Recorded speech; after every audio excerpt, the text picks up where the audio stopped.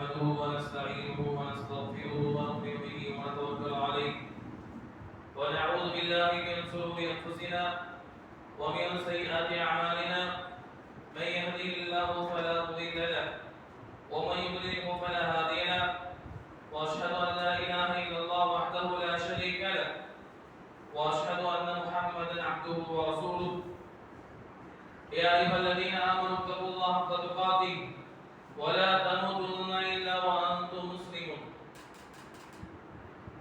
قال تعالى: يا ايها الناس اتقوا ربكم الذي خلقكم من نفس واحده وخلق منها زوجها وبث منهما رجالا كثيرا ونساء واتقوا الله الذي تساءلون به والارحام ان الله كان عليكم رقيبا. وقال تعالى: الذين آمنوا ولم يلبسوا إيمانهم بظلم أولئك لهم الأمن وهم مهتدون. وقال عليه الصلاة والسلام: يدخل الجنة من أمتي 70,000 بغير حساب هم الذين لا يسترقون ولا يتطيرون وعلى ربهم يتوكلون. صدق الله وصدق رسول الله صلى الله عليه وسلم. எல்லா புகழும் புகழ்ச்சியும் நம்மை எல்லாம் படித்து கண்காணித்துக் கொண்டிருக்கிற அல்லாஹ் ஒருவனுக்கு உரித்தாகட்டுமாக.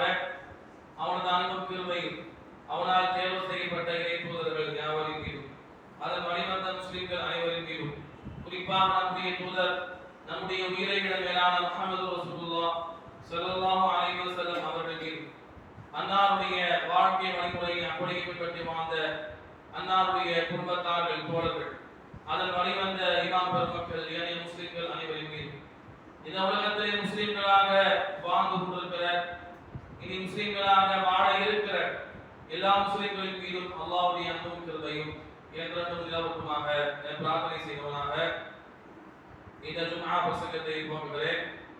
இந்த ஜும்ஆ பிரசங்கத்தின் மூலமாக முதலில் பேசுகிற எனக்கும் பிறகு கேட்டுக்கொண்டிருக்கிற உங்களுக்குமான உபதேசமாக நாம் தேர்வு செய்திருக்கிற தலைப்பு இரண்டு கடமைகள் என்கிற தலைப்பின் கீழே சில செய்திகளை உங்களுக்கு மத்தியிலே நான் பகிர்ந்து கொள்ள கடமைப்பட்டிருக்கிறேன். அன்பிற்குரியவர்களே, ஒரு முஸ்லிமை பொறுத்தவரையில அல்லாஹ்வின் மறுமையும் நம்பிக்கை கொண்டிருக்கக்கூடிய ஒவ்வொரு முஸ்லிமுக்கும் குர்ஆன் ஹதீஸ் சொல்லக்கூடிய ஒட்டுமொத்த விஷயத்தை நாம் பார்க்கும் பொழுது அவர்களுக்கு இரண்டு விதமான கடமைகளை மார்க்கம் சொல்லித் தருகிறது. அந்த இரண்டு விதமான கடமைகள் யாரிடத்திலே சரியாக இருக்கிறதோ அவர்கள் தான் முழுமையான சரியான முஸ்லிமாக இருக்க முடியும் என்றும் நமக்கு மார்க்கம் சொல்கிறது. அன்பிற்குரியவர்களே, அந்த இரண்டு கடமைகள் என்னவென்று சொன்னால், முதலாவது ஹுக்கூக்குல்லாஹ், அல்லாஹ்வுக்கு செய்யக்கூடிய கடமைகள். இது ஒட்டுமொத்தமாக ஒரு பகுதியாக இஸ்லாமிய மார்க்கம் சொல்கிறது. இரண்டாவது இஸ்லாமிய மார்க்கம் சொல்கிறது வஹுக்கூக்குல் இபாத், அடியார்களுக்கு ஒரு அடியான் பிற அடியார்களுக்கு செய்யக்கூடிய கடமைகள். இந்த இரண்டு கடமைகளையும் ஒரு முஸ்லிம் சரியாக பேணி வாழ வேண்டும். அல்லாஹ்வுக்கு செய்யக்கூடிய கடமைகளை மாத்திரம் செய்துவிட்டு அடியார்களுக்கு செய்யக்கூடிய கடமைகளை சரியாக செய்யாமல் இருந்தால் நாளை மறுமையிலே அல்லாஹ்வுக்கு மட்டுமே செய்த அந்த கடமைகள் மூலமாக சுவர்க்கத்திற்கு சென்று விட முடியாது. எனவே அல்லாஹ்வுக்கு செய்யக்கூடிய கடமை எந்த அளவிற்கு முக்கியமோ அதே போல அடியார்களுக்கு செய்ய வேண்டிய கடமைகள் உரிமைகள் அதுவும் முக்கியமாக இருக்கிறது. இந்த இரண்டு கடமைகளையும் முஸ்லிம்கள் சரியாக பின்பற்றும் பொழுது மட்டும்தான் அவர்கள் உண்மையான முழுமையான முஸ்லிம்களாக ஆக முடியும். அன்பிற்குரியவர்களே, அல்லாஹ் ரப்பல் ஆலமீன் முதலாவது தன்னுடைய கடமைகளை சரியாக நிறைவேற்றுமாறு இஸ்லாமிய சமுதாயத்திற்கு அல்லாஹ் சொல்கிறான். அல்லாஹ்வுக்கு செய்ய வேண்டிய கடமைகள் என்ன? ஒவ்வொரு முஸ்லிமும் அல்லாஹ்வுக்கு செய்ய வேண்டிய கடமைகள் என்ன என்று நாம் பார்க்கும் பொழுது நபி ஸல்லல்லாஹு அலைஹி வஸல்லம் அவர்கள் ஒரு சமயத்துல முஆத் பின் ஜபல் ரலியல்லாஹு அவர்களை அழைத்துக் கொண்டு அல்லாஹ்வுடைய தூதர் ஸல்லல்லாஹு அலைஹி வஸல்லம் அவர்கள் ஒரு பயணத்திலே இருக்கிறார்கள். முஆத் பின் ஜபல் ரலியல்லாஹு அவர்கள் அல்லாஹ்வுடைய தூதருடைய ஒட்டகத்திலே அல்லாஹ்வுடைய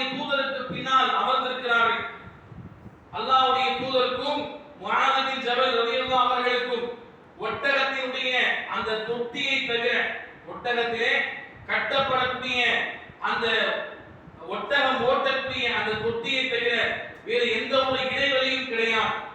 அந்த சமயத்திலே அல்லாஹ்வுடைய தூதர் ஸல்லல்லாஹு அலைஹி வஸல்லம் அவர்கள் யா முஆதே, முஆதே என்று அல்லாஹ்வுடைய தூதர் அவர்கள் முஆத் பின் ஜபல் ரலியல்லாஹு அவர்களை அழைக்கிறார்கள். அழைக்கும் பொழுது முஆத் பின் ஜபல் ரலியல்லாஹு அவர்கள் லப்பைக வ சஅதக யா ரசூலல்லாஹ், அல்லாஹ்வுடைய தூதரே இதோ நான் வந்துவிட்டேன் என்று சொல்கிறார்கள். அல்லாஹ்வுடைய தூதருடைய முதுகுக்கு பின்னால் ஒட்டகத்திலே அமர்ந்திருக்கிறார்கள்.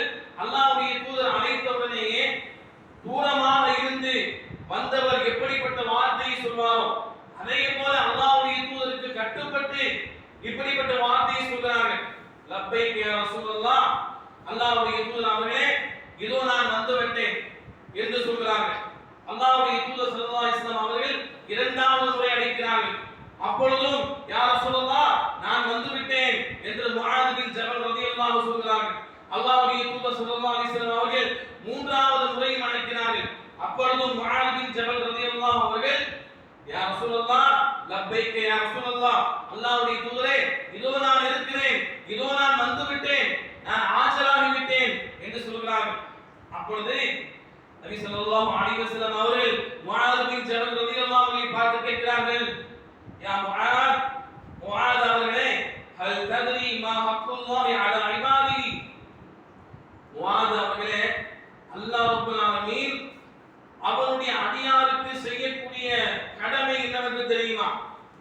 அல்லாஹ் ரப்பல் ஆலமீன் அவனுடைய அடியாருக்கு செய்யக்கூடிய கடமை என்னவென்று தெரியுமா என்று கேட்கிறார்கள். அப்பொழுது முஆத் பின் ஜபல் ரலியல்லாஹு சொல்கிறார்கள், அல்லாஹ் வ ரசூலு அஅலம், அல்லாஹ்வும் அவருடைய தூதர் ஸல்லல்லாஹு அலைஹி வஸல்லம் அவர்களுமே மிக அறிந்தவர்கள் என்று சொல்கிறார்கள். அதற்கு பின்பு அல்லாஹ்வுடைய தூதர் ஸல்லல்லாஹு அலைஹி வஸல்லம் சொன்னார்கள், ஹக்குல்லாஹி அலா இபாதிஹி ஐ யஅபுதுஹு வ லா யுஷ்ரிகு பிஹி ஷைஅன். அதாவது முஆத் பின் ஜபல் ரலியல்லாஹு அவர்களை அறிந்து கொள்ளுங்கள், ஒரு அடியானுக்கு அல்லாஹ்வின் மீது இருக்கக்கூடிய கடமை என்னவென்றால், ஒரு அடியானுக்கு அல்லாஹ்வின் மீது இருக்கக்கூடிய கடமை என்னவென்றால் அவனை மட்டுமே வணங்குவது, வலா யுஷ்ரிகு பிஹி ஷைஅன், அவனுக்கு எதையும் இணை வைக்காமல் இருப்பது என்று முதலாவது அல்லாஹ்வுடைய தூதர் ஸல்லல்லாஹு அலைஹி வஸல்லம் சொல்கிறார். ஒரு அடியான் அவனுக்கு அல்லாஹ்வின் மீது இருக்கக்கூடிய கடமை என்னவென்றால் அல்லாஹ்வை மட்டுமே வணங்குவது, அவனுக்கு எதையுமே எந்த ரூபத்திலும் இணை வைக்காமல் இருப்பது என்று சொல்கிறார். சொல்லிவிட்டு மறுபடியும் அல்லாஹ்வுடைய தூதர் கேட்கிறார்கள், சில நிமிடங்கள் கழித்து ஹல் தத்ரி மா ஹக்குல் இபாதி அலல்லாஹி, அதாவது அல்லாஹ்வுக்கு அடியார்கள் மீது இருக்கக்கூடிய கடமை என்னவென்று கேட்கிறார்கள். அப்பொழுதும் முஆத் பின் ஜபல் ரலியல்லாஹு சொல்கிறார்கள், அல்லாஹ் வ ரசூலு அஅலம், அல்லாஹ்வும் அவருடைய தூதர் ஸல்லல்லாஹு அலைஹி வஸல்லம் அவர்களும் அறிந்தவர்கள் என்று சொல்கிறார்கள். அதற்கு பின்பு அல்லாஹ்வுடைய தூதர் சொன்னார்கள், ஹக்குல்லாஹ் ஹக்குல் இபாதி அலல்லாஹி அல்லாஹ் யுஅல்லிமஹு, அதாவது எந்த அடியான் அல்லாஹ்வுக்கு எதையும் இணை வைக்காமல் அல்லாஹ்வை மட்டுமே வணங்கி அல்லாஹ்வுக்கு செய்யக்கூடிய கடமையை சரியாக செய்திருப்பானோ அந்த அடியானை தண்டிக்காமல் இருப்பது அல்லாஹ்வின் மீது அடியார்களுக்கு இருக்கக்கூடிய கடமை என்று அல்லாஹ்வுடைய தூதர் ஸல்லல்லாஹு அலைஹி வஸல்லம் அவர்கள் சொல்லி தந்தார். அன்பானவர்களே, நமக்கு அல்லாஹ்வின் மீது இருக்கக்கூடிய கடமை என்ன? அல்லாஹ்வை மட்டுமே வணங்க வேண்டும், அவனுக்கு எதையும் எந்த ரூபத்திலும் இணை வைத்து விடக்கூடாது. அப்படி நாம் வாழ்வோமையானால், வாழ்ந்து மரணிப்போமையானால் அல்லாஹ் ரப்பல் ஆலமீன் அவனுக்கு நம் மீது உள்ள கடமை என்ன? நம்மை தண்டிக்காமல் இருப்பது. அன்பானவர்களே, முதலாவது ஒரு மனிதன், ஒரு முஸ்லிம், மறுமை நம்பிக்கை கொண்டவன், அவன் அல்லாஹ்வை மட்டுமே வணங்க வேண்டும், அல்லாஹ்வுக்கு எதையுமே இணை வைக்காத முஸ்லிமாக இருக்க வேண்டும். அப்பொழுது மட்டும்தான் அவனுடைய ஈமான் பரிபூர்ணமான ஈமானாக மாறுகிறது. அல்லாஹ் ரப்பல் ஆலமீன் குர்ஆனில் சொல்கிறான், அல்லதீன ஆமனூ வ லம் யல்பிஸூ ஈமானஹும் பிதுல்மின் உலாயிக லஹுமுல் அம்னு வ ஹும் முஹ்ததூன். எவர்கள் ஈமான் கொண்டால் மாத்திரம் போதாது, அல்லாஹ் இருக்கிறான் என்று நம்பினால் மாத்திரம் போதாது. அல்லாஹ் இருக்கிறான், அல்லாஹ் ஒருவன் தான் இறைவன் என்று நம்பினால் மாத்திரம் போதாது. அல்லாஹ் ரப்பல் ஆலமீன் சொல்கிறான், எவர்கள் ஈமான் கொண்டு வலம் யல்பிசு ஈமானஹும் பிதுல்மின், இவர்கள் தங்களுடைய ஈமானிலே இறை நம்பிக்கையிலே அநியாயத்தை கலக்காமல் இருக்கிறார்களோ என்று அல்லாஹ் ரப்பல் ஆலமீன் சொல்கிறார். அவர்கள்தான் உலாயிக லஹுமுல் அம்னு வ ஹும் முஹ்ததூன், அவர்கள்தான் அவர்களுக்கு தான் பாதுகாப்பு உண்டு, அவர்கள்தான் உண்மையான நேர்வழி பெற்றவர்கள் என்று அல்லாஹ் ரப்பல் ஆலமீன் சொல்லி தருகிறார். சஹாபாக்கள் கேட்கிறாங்க, யா ரசூலல்லாஹ், அநியாயம் என்றால் என்ன? நம்முடைய ஈமானிலே இறை நம்பிக்கையிலே அநியாயத்தை கலக்க கூடாது என்றால் என்ன யா ரசூலல்லாஹ் என்று கேட்கும் பொழுது அல்லாஹ்வுடைய தூதர் ஸல்லல்லாஹு அலைஹி வஸல்லம் சொல்கிறார்கள், இந்த இடத்திலே அல்லாஹ் சொல்வது அநியாயம் என்றால் இணை வைப்பு என்று சொன்னார்கள். இன்ன ஷிர்க லதுல்முன் அதீம், அல்லாஹ் குர்ஆனில் சொல்கிறார், அல்லாஹ்வுக்கு இணை வைப்பதுதான் இருக்கக்கூடிய அநியாயத்திலேயே ஆக பெரிய மிக மோசமான ஒரு அநியாயம் என்று அல்லாஹ் குர்ஆனில் சொல்கிறார். அன்பானவர்களே, முஸ்லிமாக இருக்கக்கூடிய அல்லாஹ்வை நம்பிக்கை கொண்ட மக்கள் தங்களுடைய நம்பிக்கையிலே ஒருபோதும் இணை வைப்பை கலந்து விடக்கூடாது. அது அல்லாஹ்வுக்கு செய்யக்கூடிய மாபெரும் அநீதம், அநியாயம். அந்த பாவத்தை அல்லாஹ் ரப்பல் ஆலமீன் ஒருபோதும் மன்னிக்க மாட்டான். அல்லாஹ் குர்ஆனிலே தெளிவாக சொல்கிறான், இன்னல்லாஹ லா யக்ஃபிரு அய்யுஷ்ரக பிஹி வ யக்ஃபிரு மா தூன ذلك லிமன் யஷா. அல்லாஹ் ரப்பல் ஆலமீன் குர்ஆனில் சொல்கிறான், எவர்கள் அல்லாஹ்வுக்கு இணை வைக்கிறார்களோ, அல்லாஹ்வின் மீது வைக்கக்கூடிய நம்பிக்கையிலே அதிலே வேறொரு நபர்களை கொண்டு வந்து இணையாக ஆக்குகிறார்களோ, அந்த பாவத்தை அல்லாஹ் ரப்பல் ஆலமீன் ஒருபோதும் மன்னிக்க மாட்டான் என்று அல்லாஹ் குர்ஆனில் சொல்கிறான். அன்பானவர்களே, அல்லாஹ்வுக்கு செய்யக்கூடிய அடிப்படையான கடமை என்னவென்றால் அல்லாஹ்வை மட்டுமே வணங்க வேண்டும். அவனுக்கு எதையுமே நாம் இணை வைத்து விடக்கூடாது. அன்பானவர்களே, அல்லாஹ்வுக்கு எந்தெந்த அடிப்படையில் இணை வைப்பு வரும் அதை இஸ்லாமிய சமுதாயம் நன்கு புரிந்து கொள்ள வேண்டும். இன்றைக்கு இணை வைப்பு என்றால் என்ன, அதனுடைய வகை என்ன, அந்த இணை வைப்புக்கு நேர் மாற்றமாக இருக்கக்கூடிய தௌஹீத் என்றால் என்ன, அல்லாஹ்வை ஒருமைப்படுத்துவது, தௌஹீத் என்றால் அல்லாஹ்வை ஒருமைப்படுத்துவது என்றால் என்ன என்ற இன்றைக்கு பல முஸ்லிம்களுக்கு தெரிவது கிடையாது. அது தெரியாமல் இருப்பதன் காரணமாகத்தான் அவர்கள் அறிந்தும் அறியாமலும் அல்லாஹ்விற்கு ஏதோ ஒரு அடிப்படையிலே இணை வைத்துக் கொண்டிருக்கிறார்கள். மாணவர்களே, இரண்டு அடிப்படையிலே அல்லாஹ்வுக்கு அடியார்கள் இணை வைக்கிறார்கள். ஒன்று தௌஹீதுர் ருபூபிய்யா என்று சொல்வார்கள், அதாவது இஃப்ராதுல்லாஹி தஆலா பி அஃஆலிஹி, அல்லாஹ்வை அவனுடைய தன்மையை கொண்டு ஒருமைப்படுத்துவது. அல்லாஹ்வை அவனுடைய தன்மையை, அல்லாஹ்வுக்கு எந்த தன்மையெல்லாம் உண்டோ அந்த தன்மைகளை அல்லாஹ்வுக்கு மட்டுமே கொடுப்பது. இதுதான் அல்லாஹ்வை ஒருமைப்படுத்தக்கூடிய ஒரு வகை. இன்றைக்கு நீங்கள் பாருங்கள், அல்லாஹ்வுக்கு மட்டுமே இருக்கக்கூடிய தன்மைகளை இஸ்லாமிய சமுதாய மக்கள் அல்லாஹ் அல்லாத மக்களுக்கு செய்கிறார்களா இல்லையா?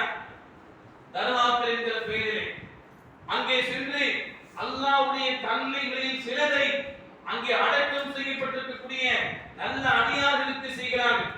இந்த அடிப்படையில் என்று சொன்னால், இறந்தவர்களுக்கு செவியேற்க மாட்டார்கள், இறந்தவர்களுக்கு காது கேட்காது, அவர்களுக்கும் இந்த உலகத்துக்கும் மத்தியிலே திரை இருக்கிறது.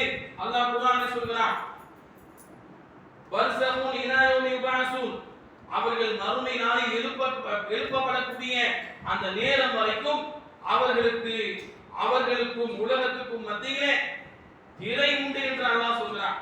அல்லாஹ் குர்ஆனில் சொல்றான், நபியே இன்னக லா துஸ்மிஉல் மௌதா, நபியே இறந்தவர்களை நீங்கள் செவியேற்க செய்ய முடியாது என்று அல்லாஹ் குர்ஆனில் சொல்லி தருகிறான்.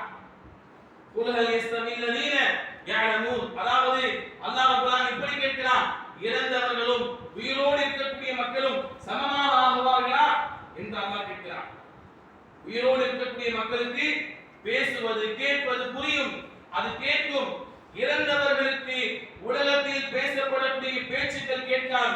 அன்பானவர்களே, இது இஸ்லாம் சொல்லக்கூடிய அடிப்படையான விஷயம். இறந்தவர்கள் விஷயத்திலே அவர்கள் இறந்து விட்டார்கள், அவர்களுக்கும் உலகத்திற்கும் எந்த சம்பந்தமும் கிடையாது, அவர்கள் ஆலமுல் பர்ஸஹ் என்று சொல்லக்கூடிய திரை வாழ்க்கையிலே இருக்கிறார்கள், அவர்களுக்கும் உலகத்துக்கும் மத்தியிலே தடுப்பு இருக்கிறது என்று குர்ஆன் சொல்கிறது. இறந்தவர்கள் செவியேற்க மாட்டார்கள், அவர்களுக்கு கேட்காது என்று குர்ஆன் சொல்லி தருகிறது. ஆனால் இன்றைக்கு இஸ்லாமிய சமுதாயத்தில் சில மக்கள் இணை வைப்பை, அல்லாஹ்வுக்கு வைக்கக்கூடிய இணை வைப்பை சரியாக புரியாதவர்கள், இறந்தவர்களை பற்றி குர்ஆன் என்ன சொல்கிறது என்று சரியாக புரியாதவர்கள் என்ன செய்கிறார்கள்? தர்காக்களுக்கு செல்கிறார்கள். அங்கே சென்று அவர் நம்பிக்கை என்னவென்றால், நாங்கள் எல்லாம் பாவியானவர்கள், நாங்கள் எல்லாம் பாவியானவர்கள், அல்லாஹ்விற்கு பாவம் செய்கிறோம், எங்களால் அல்லாஹ்வை நெருங்க முடியாது. இந்த மக்கள், தர்காவில் அடங்கப்பட்டிருக்கக்கூடிய மக்கள், அவர்கள் நல்லவர்கள், நல்லடியார்கள், அல்லாஹ்விற்கு நெருக்கமானவர்கள். அவர்களை வைத்து அவர்கள் மூலமாக நாங்கள் வசீலா தேடி எங்களுடைய தேவைகளை அவர்களிடத்திலே சொல்லி அவர்கள் எங்களுக்காக அல்லாஹ்விடத்திலே வாங்கி தருவார்கள் என்று நம்புகிறார்கள். அன்பானவர்களே, அல்லாஹ் ரப்பல் ஆலமீன் குர்ஆனில் சொல்கிறான், வைதா சஅலக இபாதி அன்னி ஃபஇன்னி கரீபுன். நபியே, என்னுடைய அடியார்கள் என்னை பற்றி உம்மிடம் கேட்டால் நீங்கள் சொல்லுங்கள், இன்னி கரீபுன், நான் என்னுடைய அடியானுக்கு மிக சமீபமாக இருக்கிறேன், பக்கத்திலே இருக்கிறேன். அவர்கள் என்னையே வணங்க வேண்டும், என்னிடத்திலே உதவி தேட வேண்டும், நான் அவர்களுக்கு பதில் தருகிறேன் என்று அல்லாஹ் ரப்பல் ஆலமீன் சொல்லி தருகிறான். அல்லாஹ் குர்ஆனில் இப்படி சொல்றான், குல் யா இபாதியல்லதீன அஸ்ரஃபு அலா அன்ஃபுஸிஹிம் லா தக்னது மின் ரஹ்மத்தில்லாஹ் இன்னல்லாஹ யக்ஃபிரு ذுனூப ஜமீஆ. வரம்பு மீறி பாவம் செய்த என்னுடைய அடியார்களே, அல்லாஹ் எப்படி சொல்றான்? வரம்பு மீறி பாவம் செய்த என்னுடைய அடியார்களே, நீங்கள் அல்லாஹ்வுடைய ரஹ்மத்திலே, அல்லாஹ்வுடைய இரக்கத்திலே, இரக்க குணத்திலே நீங்கள் ஒருபோதும் நிராசை அடைந்து விட வேண்டாம். இன்னல்லாஹ யக்ஃபிரு ذுனூப ஜமீஆ. அல்லாஹ்விடத்திலே, என்னிடத்திலே நீங்கள் கேளுங்கள், உங்களுடைய அனைத்து பாவங்களையும் அல்லாஹ் மன்னிக்கிறேன் என்று அல்லாஹ் ரப்பல் ஆலமீன் குர்ஆனிலே சொல்லி தருகிறான். அப்ப அல்லாஹ் ரப்பல் ஆலமீன் அவனுக்கும் அடியானுக்கும் மத்தியிலே எந்த திரையும் கிடையாது. எந்த அடியார்களும் எந்த சமயத்திலும் அல்லாஹ்வை அழைக்க முடியும், அல்லாஹ்விடத்திலே பிரார்த்தனை செய்ய முடியும். பிரார்த்தனை செய்வதற்கென்று தடை செய்யப்பட்ட எந்த ஒரு நேரத்தையும் நாம் பார்க்க முடியாது. பிரார்த்தனை செய்வதற்கு தடை செய்யப்பட்ட நேரம் என்று ஒன்று உண்டா? தொழுவதற்கு தடை செய்யப்பட்ட நேரம் இருக்கும், நோன்பு வைப்பதற்கு தடை செய்யப்பட்ட காலங்கள் இருக்கும். ஹஜ் என்பது ஹஜ்ஜுடைய மாதத்தில் தான் செய்ய முடியும். ஆனால் துஆவை அல்லாஹ்விடத்தில் கேட்கக்கூடிய அந்த துஆ, பிரார்த்தனை, அது எப்பொழுது வேண்டுமானாலும் செய்யலாம், எந்த நேரத்திலும் அதை செய்யக்கூடாது என்று தடை கிடையாது. பரமானவர்களே, அல்லாஹ் என்ன சொல்றான்? என்னுடைய அடியான் என்னை பற்றி நபியே உங்களிடத்திலே கேட்டால் அவர்களுக்கு மிக சமீபமாக இருக்கிறேன், என்னிடத்திலே அவர்கள் கேட்கட்டும். அல்லாஹ் எப்படி கூப்பிடுறான்? வரம்பு மீறி பாவம் செய்த என்னுடைய அடியானை என்று அல்லாஹ் கூப்பிடுகிறான். வரம்பு மீறி பாவம் செய்திருந்தாலும் நாம் அல்லாஹ்வுடைய அடியான் தான், அல்லாஹ் மன்னிக்கிறேன் என்கிறான். இந்த முஸ்லிம்கள் என்ன செய்கிறார்கள்? சில மக்கள் மார்க்கத்தை அறியாதவர்கள், அல்லாஹ்விடத்தில் நேரடியாக கேட்பது கிடையாது. அல்லாஹ்வுக்கும் தனக்கும் மத்தியிலே ஒரு இடைத்தரகராக அவுலியாக்களை ஆக்குகிறார்கள். மக்காவில் வாழ்ந்த முஷ்ரிக்கீன்கள், அல்லாஹ்வுக்கு இணை வைத்த மக்கள், எந்த மக்கள் காபத்துல்லாஹ்வுக்குள்ளே 200க்கும் மேற்பட்ட சிலைகளை வைத்து வணங்கினார்களோ அந்த மக்கள் என்ன சொன்னார்கள் தெரியுமா? எதற்கப்பா இந்த சிலையை வணங்குகிறாய்? அந்த மக்கள் ரசூலுல்லாஹ் கேட்கிறாங்க, வல இன் சஅல்தஹும் மன் ஃபலகஸ் ஸமாவாதி வல் அர்த். நபியே, அந்த மக்களிடத்திலே நீங்கள் வானத்தையும் பூமியையும் படைத்தது யார் என்று கேட்டால் அந்த மக்கள் சொல்வார்கள், லயகூலுன்னல்லாஹ், அல்லாஹ் என்றுதான் சொல்வார்கள். எந்த மக்கள்? மக்கால வாழ்ந்த முஸ்லிம்கள் கிடையாது, அல்லாஹ்வுக்கு இணை வைத்த மக்கள். எந்த மக்கள் காபத்துல்லாஹ்விற்குள்ளே 200க்கும் மேற்பட்ட சிலைகளை வைத்து வணங்கிக் கொண்டிருந்தார்களோ அந்த மக்களிடத்திலே அல்லாஹ்வுடைய தூதராகிய நீங்கள் அல்லாஹ்வை பற்றி கேட்டால் உங்களை படைத்தது யார்? வானபூமியை படைத்தது யார்? சூரிய சந்திரனை படைத்தது யார் என்று கேட்டால் அந்த மக்கள் என்ன சொல்வார்களாம்? லயகூலுன்னல்லாஹ், அல்லாஹ் என்றுதான் சொல்வார்கள். அப்ப நபியே, நீங்க கேளுங்க, அல்லாஹ் சொல்றீங்க படைத்தது, ஆனால் எதற்கப்பா இந்த சிலைகளை வைத்து நீங்கள் வணங்கிக் கொண்டிருக்கிறீர்கள் என்று நபி ஸல்லல்லாஹு அலைஹி வஸல்லம் அவர்களை பார்த்து அல்லாஹ் அந்த மக்களிடத்திலே கேட்க சொல்றான். கேட்டதுக்கு அந்த மக்கள் என்ன சொன்னாங்க? மா நஅபுதுஹும் இல்லா லியகர்ரிபுனா இலல்லாஹி சுல்ஃபா. அல்லாஹ் சொல்லி தருகிறான் குர்ஆனிலே, அதாவது நாங்கள் இந்த சிலைகளை எதற்காக, இந்த சிலைகளுக்கு வணக்க வழிபாடுகள், நேர்ச்சைகள், குர்பானிகள் எதற்காக நாங்கள் செய்கிறோம் என்றால், இந்த சிலைகளுக்கு இபாதத்துகள், வணக்க வழிபாடுகள் செய்து அவர்கள் மூலமாக நாங்கள் அல்லாஹ்வை நெருங்குகிறோம் என்று அவர்கள் சொன்னார்கள். இந்த சிலைகள் யார் என்று சொன்னால் லாத், உஸ்ஸா என்று சொல்லக்கூடிய சிலைகள் யார்? காபத்துல்லாவிலே அல்லாஹ்வுடைய தூதர் ஸல்லல்லாஹு அலைஹி வஸல்லம் அவர்கள் நபியாக வந்த அந்த ஆரம்ப நேரத்திலே காபத்துல்லாவிற்குள்ளே இருந்த 200க்கும் மேற்பட்ட சிலைகள். அது யார் என்று சொன்னால், அந்த மக்களுக்கு மத்தியிலே நல்ல மக்களாக வாழ்ந்து, நல்ல அதிகாரிகளாக வாழ்ந்து, அல்லாஹ்வுடைய நேசர்களாக வாழ்ந்து மரணித்த மக்கள் தான். அல்லாஹ் அடியார்களாக வாழ்ந்து அந்த மக்களுக்கு மத்தியிலே நல்ல பெயர் பெற்று வாழ்ந்து மரணித்த அந்த மக்களுடைய பெயரில் தான் அந்த மக்கள் சிலைகளை வைத்தார்கள்.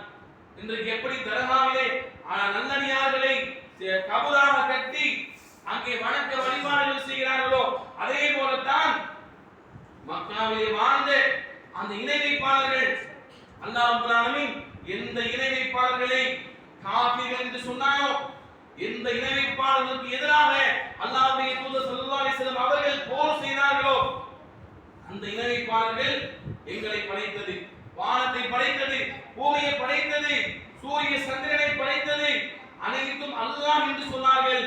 ஆனால் அல்லாஹ்வுடைய தன்மையை சிலைகளுக்கு கொடுத்தார்கள். சிலைகளிடத்திலே சென்று பிரார்த்தனை செய்தார்கள்.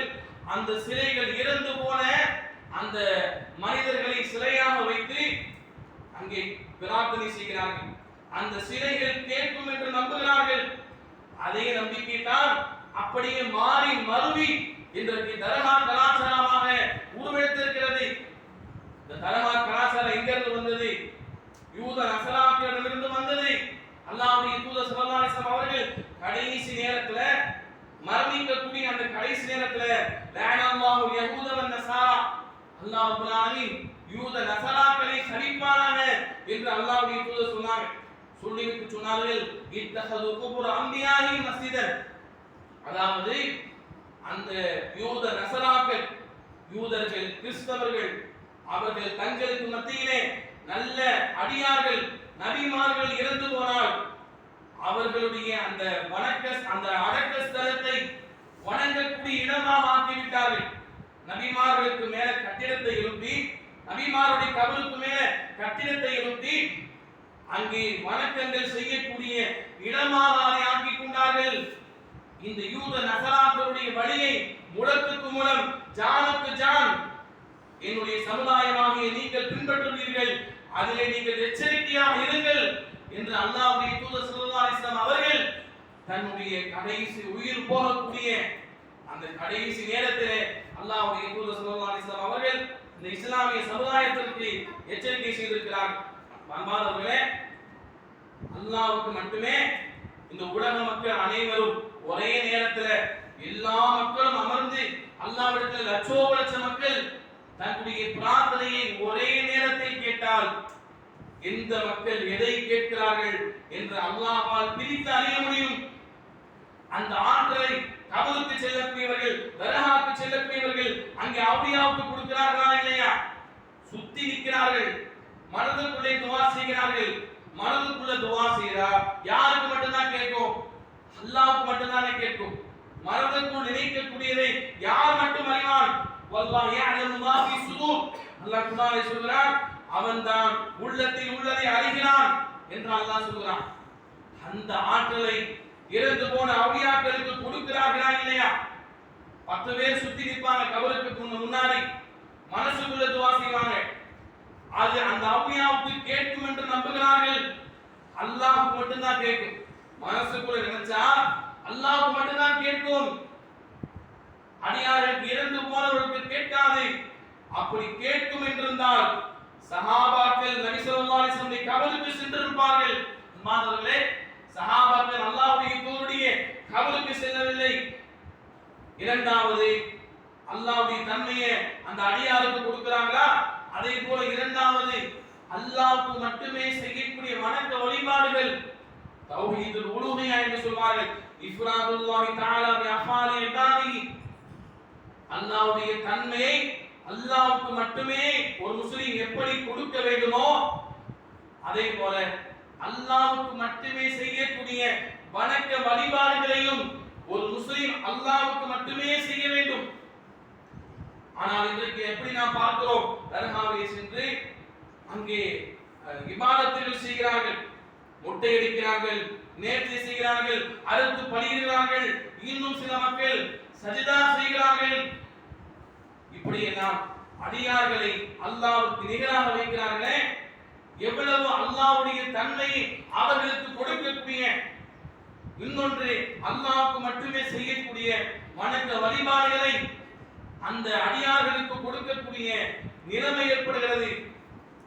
எனவே அடியார்களாக இருக்கக்கூடிய நாம் அல்லாஹ்வுக்கு செய்யக்கூடிய முதலாவது அடிப்படையான கடமை, அல்லாஹ்வுக்கு எந்த ரூபத்திலும் நாம் இணை வைத்து விடக்கூடாது.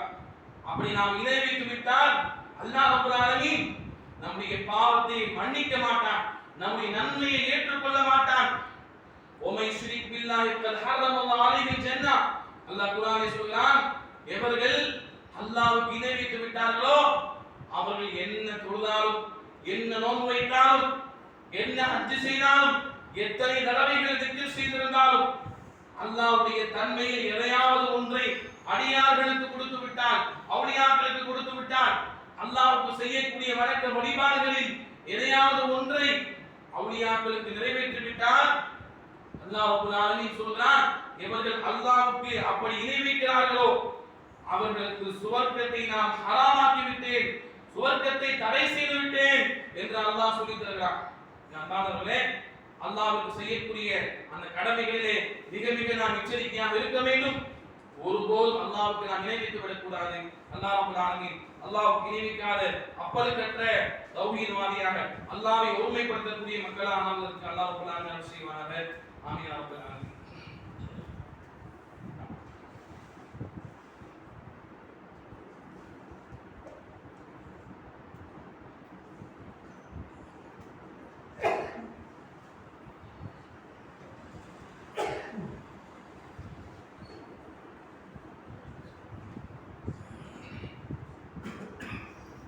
அல்ஹம்துலில்லாஹ் வஹ்தஹு ஸலாத்து வஸ்ஸலாமு அலா மன் லா நபிய்ய பஅத அம்மா பஅத். அன்பிற்குரியவர்களே, இரண்டு கடமைகள் என்ற தலைப்பிலே முதலாவது ஒரு முஸ்லிம், ஒரு அடியான் அல்லாஹ்வுக்கு செய்யக்கூடிய கடமை அது என்னவென்றால் அல்லாஹ்வை மட்டுமே வணங்குவது, அல்லாஹ்வுக்கு எதையும் எந்த ரூபத்திலும் இணை வைக்காமல் இருப்பது என்று நாம் பார்ப்போம். அப்ப ஒரு முஸ்லிம் எந்த ரூபத்திலும் அல்லாஹ்வுக்கு இணை வைக்காமல் அல்லாஹ்வை மட்டுமே வணங்க வேண்டும். இணை வைக்காமல் அல்லாஹ்வுக்கு நாம் வணக்கம் செலுத்தினால் மட்டும்தான் அந்த வணக்கத்தை அல்லாஹ் ரப்பல் ஆலமீன் ஏற்றுக்கொள்கிறான். இணை வைப்பை பற்றி அதிகமாக நாம் படிக்கணும். சொல்லப்பட்ட விஷயங்கள் மிக மிக சொற்பமான விஷயங்கள் தான். குறுகிய நேரத்திலே அனைத்தையும் சொல்லிவிட முடியாது, அனைத்தும் புரியவும் செய்யாது.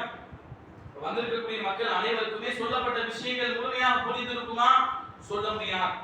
எனவே அல்லாஹ்வை பற்றி, மார்க்கத்தை பற்றி, அல்லாஹ்வுக்கு இணை வைப்பது என்றால் என்ன, தௌஹீத் என்றால் என்ன, அல்லாஹ்வை ஒருமைப்படுத்துவது என்றால் என்ன, ஷிர்க் என்றால் என்ன, அல்லாஹ்வுக்கு இணை வைப்பது என்றால் என்ன என்பதை எல்லாம் நாம் என்ன செய்ய வேண்டும்? முறையாக அமர்ந்து படிக்க வேண்டும். என்றைக்கு சரியான மார்க்க தெளிவு நமக்கு இருக்கிறதோ அன்றைக்கு தான் நிச்சயமாக நாம் சரியான முஸ்லிம்களாக நாம் வாழ்வோம். அன்பானவர்களே, இது முதலாவது விஷயம். இரண்டாவது, நாம் அல்லாஹ்வுக்கு செய்யக்கூடிய வணக்க வழிபாடுகளை சரியாக செய்து அவனுக்கு எதையும் நிறைவேற்றாத மக்களாக வாழ்கிறோமா? இரண்டாவது ஒரு கடமை உண்டு. அந்த கடமை என்னவென்றால் ஒரு அடியான் பிற அடியானுக்கு செய்யக்கூடிய கடமை. அது என்னவென்று சொன்னால் அல்லாஹ்வுடைய தூதர் சொன்னார்கள், அல் முஸ்லிமு மன் சலிமல் முஸ்லிமூன மின் லிசானிஹி வ யதிஹி. ஒரு முஸ்லிம் என்றால் யார் என்றால் யாருடைய நாவாலும் கரத்தாலும் பிற முஸ்லிம்கள் நிம்மதி பெறுவார்களோ அவன்தான் உண்மையான முஸ்லிம் என்று அல்லாஹ்வுடைய தூதர் ஸல்லல்லாஹு அலைஹி வஸல்லம் சொன்னார்கள். நம்முடைய நாவாலோ நம்முடைய கரத்தாலோ எந்த மக்களுக்கும் எந்த ஒரு நோவினையும் நாம் செய்துவிடக் கூடாது. அல்லாஹ்வுக்கு செய்யக்கூடிய வணக்க வழிபாடுகளில் சரியாக இருந்தால் மட்டும் போதாது, அடியார்களுக்கு செய்யக்கூடிய அந்த உரிமைகளில் கடமைகளில் நாம் சரியாக இருக்க வேண்டும். அநியாயமாக யாரை பற்றியும் நாம் பேசிவிடக் கூடாது. அநியாயமாக யாரையும் நம்முடைய நாவாலோ கரத்தாலோ வேதனைப்படுத்திவிடக் கூடாது. அன்பானவர்களே, இப்படியாக அடியார்களுக்கு செய்யக்கூடிய கடமையிலும் நாம் மிக மிக எச்சரிக்கையாக இருக்க வேண்டும். ஒரு அடியாரை நம்ம ஏசிட்டோம் பேசிட்டோம், அவர்கிட்ட மன்னிப்பு கேட்கிறோம், அவரிடத்திலே மன்னிப்பு கேட்காமல் விட்டுவிட்டால் நாளை மறுமையிலே நாம் எவ்வளவு ஹஜ் செய்திருந்தாலும், எவ்வளவு நோன்பு வைத்திருந்தாலும், எவ்வளவு தொழுதிருந்தாலும் அந்த அடியான் மன்னிக்காத வரைக்கும் அல்லாஹ் ரப்பல் ஆலமீன் நம்மை சுவர்க்கத்திற்கு அனுப்ப போவது கிடையாது. அல்லாஹ்வுடைய தூதர் ஸல்லல்லாஹு அலைஹி வஸல்லம் சொன்னார்கள், யுஃபரு லி ஷஹீதின் குல்ல தன்பின் இல்ல தைன். அல்லாஹ்வுடைய மார்க்கத்திற்காக உயிர் தியாகம் செய்த, போருக்கு சென்று உயிர் தியாகம் செய்த ஒரு அடியார் அல்லாஹ்வுடைய மார்க்கத்திற்காக வேண்டி உயிரை அர்ப்பணித்திருக்கிறார். அவராக இருந்தாலும் கூட அல்லாஹ்வுடைய தூதர் சொன்னார்கள், அந்த நபருக்கு அனைத்து பாவத்தையும் அல்லாஹ் மன்னிக்கிறான். அல்லாஹ்வுடைய மார்க்கத்திற்காக சென்று அல்லாஹ்வுடைய மார்க்கத்தை பாதுகாப்பதற்காக, முஸ்லிம்களை பாதுகாப்பதற்காக வெட்டுப்பட்டு உயிரை தியாகம் செய்கிறார். அவருடைய எல்லா பாவத்தையும் அல்லாஹ் மன்னிப்பான், இல்ல தைன், கடனை தவிர என்று அல்லாஹ்வுடைய தூதர் ஸல்லல்லாஹு அலைஹி வஸல்லம் சொன்னார். கடனை தவிர எல்லா பாவத்தையும் அல்லாஹ் மன்னிப்பான். கடன் என்பது என்ன? அடியார்கள் சம்பந்தப்பட்ட விஷயம். ஒரு நபர்கிட்ட கடன் வாங்கியிருக்கிறாரு, அந்த கடன் எவ்வளவோ சிறியதோ பெரியதோ திரும்பி ஒப்படைப்பது இவருடைய கடமை, அவருக்கு செய்யக்கூடிய கடமை. அதை நிறைவேற்றாமல் இருந்துவிட்டு எவ்வளவு தியாகம், எவ்வளவு அமல்கள் செய்தாலும், ஏன் உயிரையே அல்லாஹ்வுடைய தூதர் சொல்றார்கள், உயிரையே மார்க்கத்திற்காக அர்ப்பணம் செய்திருந்தாலும் அவருடைய மற்ற பாவத்தை அல்லாஹ் மன்னிப்பான். அடியாருக்கு செய்யக்கூடிய கடன் விஷயத்திலே அவர் குறை வைத்திருந்தால் ஒருபோதும் அல்லாஹ் அவர் மன்னிக்காத வரைக்கும், எந்த அடியாருக்கு இவர் துரோகம் செய்தாரோ அந்த அடியான் மன்னிக்காத வரைக்கும் அல்லாஹ் மன்னிக்க மாட்டான். எனவே ரசூலுல்லாஹ் என்ன செய்வாங்க, ஜனாசா கொண்டு வந்து வைக்கப்பட்டால் இவருக்கு கடன் இருக்கான்னு கேட்பாங்க. கடன் இருக்கிறது என்று சொன்னால் யாராவது அதை அடைப்பதற்கு முன் வந்தால் நபி ஸல்லல்லாஹு அலைஹி வஸல்லம் ஒரு தொழுகை நடத்துவார்கள். இல்லை என்றால் அல்லாஹ்வுடைய தூதர் அவர்கள் சென்று விடுவார்கள். அல்லாஹ்வுடைய தூதர் ஸல்லல்லாஹு அலைஹி வஸல்லம் அவர்கள் ஒரு சமயத்துல கேட்கிறாங்க, சஹாபாக்கள் பார்த்து கேட்கிறாங்க, மணி முஃப்லிஸ், யார் ஏழை என்று தெரியுமா என்று கேட்கிறாங்க. சஹாபாக்கள் சொன்னாங்க, யா ரசூலல்லாஹ், மல்லா திர்ஹம, யாருக்கு வீடு தங்குவதற்கு வீடு இல்லையோ, யாருக்கு பணம் காசுகள் இல்லையோ அவன்தான் ஏழை என்று சஹாபாக்கள் பதில் சொல்கிறார்கள். அல்லாஹ்வுடைய தூதர் ஸல்லல்லாஹு அலைஹி வஸல்லம் சொன்னார்கள், அவன் ஏழை கிடையாது. நாளை மறுமையிலே ஒரு அடியான் வருவான், அவனுடைய நன்மைகள் அதிகமாக இருக்கும். எந்த அளவுக்கு என்று சொன்னால் உகது மலை அளவிற்கு நன்மையான விஷயத்தை சுமந்து கொண்டு வருவான். அவ்வளவு நன்மை செய்திருப்பான். பார்க்கக்கூடிய மக்கள் நினைப்பார்கள், இவ்வளவு நன்மை சுமந்து கொண்டு வருகிறானே, மலை அளவுக்கு நன்மை இருக்கிறதே, நிச்சயமாக இவன் சுவர்க்கவாசி என்று மக்கள் எண்ணிக்கொள்வார்கள்.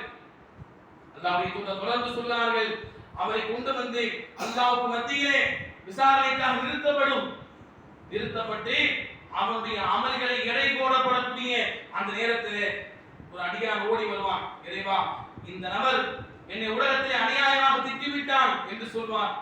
அல்லாஹ் என்ன செய்வான், நன்மை எடுத்து, இவருடைய நன்மை எடுத்து அவருக்கு அல்லாஹ் கொடுத்து விடுவான். இன்னொரு நபர் வருவார், இறைவா என்னுடைய இந்த சொத்தை பிடுங்கிக் கொண்டான் என்று சொல்வான். இப்படியாக மக்கள் வந்து கொண்டே இருப்பார்கள். அவர் அல்லாஹ்வுக்கு செய்யக்கூடிய கடமையை சரியா செஞ்சிருப்பார், அடியாருக்கு செய்யக்கூடிய கடமைகளில் உரிமைகளில் அவர் கோட்டை விட்டிருப்பார். மக்கள் வந்து கொண்டே இருப்பார்கள், முறையிட்டுக் கொண்டே இருப்பார்கள். அல்லாஹ் என்ன செய்வான் என்றால் இவருடைய நன்மைகளை எடுத்து வரக்கூடிய மக்களுக்கு கொடுத்து கொண்டே இருப்பான். கடைசியில மக்கள் இருப்பாங்க, ஆனா நன்மை இருக்காது. அந்த அளவிற்கு அல்லாஹ்வுக்கு செய்யக்கூடிய கடமையை கண்ணும் கருத்துமாக இருந்திருக்கிறார். அடியார்கள் விஷயத்தில் அவர் கண்ணும் கருத்துமாக இருக்கவில்லை. அவைப்பட்ட நன்மையே கிடையாது. அல்லாஹ் என்ன செய்வான் என்றால், அல்லாஹ் நியாயமாக தீர்ப்பு வழங்கக்கூடியவன். அல்லாஹ் ரப்பல் ஆலமீன் எவர்கள் முறையிட்டு வந்தார்களோ, இவனை பற்றி முறையிட்டு வந்தார்களோ, இவனுடைய நன்மை கிடையாது. அல்லாஹ் என்ன செய்வான் என்றால், எவர்கள் முறையிட்டு வந்தார்களோ அவர்களுடைய தீமையை எடுத்து இவர்கள் மீது போடுவான். அப்ப அவருடைய தீமைகள் கொஞ்சம் குறையும். அப்ப அந்த அடிப்படையில இவனுக்கு மக்களுடைய தீமைகளை எடுத்து போடப்பட்டு கடைசியில எந்த அளவுக்கு நன்மை அதிகமாக கொண்டு வந்தானோ அதே போல தீமை அதிகமாக சேர்ந்து விடும். அதற்கு பின்பு முகம் குப்பர அவனை தூக்கி நரகிலே எறியப்படும். அறிந்து கொள்ளுங்கள் சஹாபாக்களே, இவர்தான் முஃப்லிஸ், இவர்தான் ஏழை என்று அல்லாஹ்வுடைய தூதர் ஸல்லல்லாஹு அலைஹி வஸல்லம் சொன்னார்கள். இந்த உலகத்தில் நாம் ஏழையாக இருந்து விட்டு போகலாம், யாருக்கும் அநியாயம் செய்யக்கூடாது. யாருக்கும் அநியாயம் செய்யாம இருந்தோம்னா ஏழையத்தான் இருப்போம்.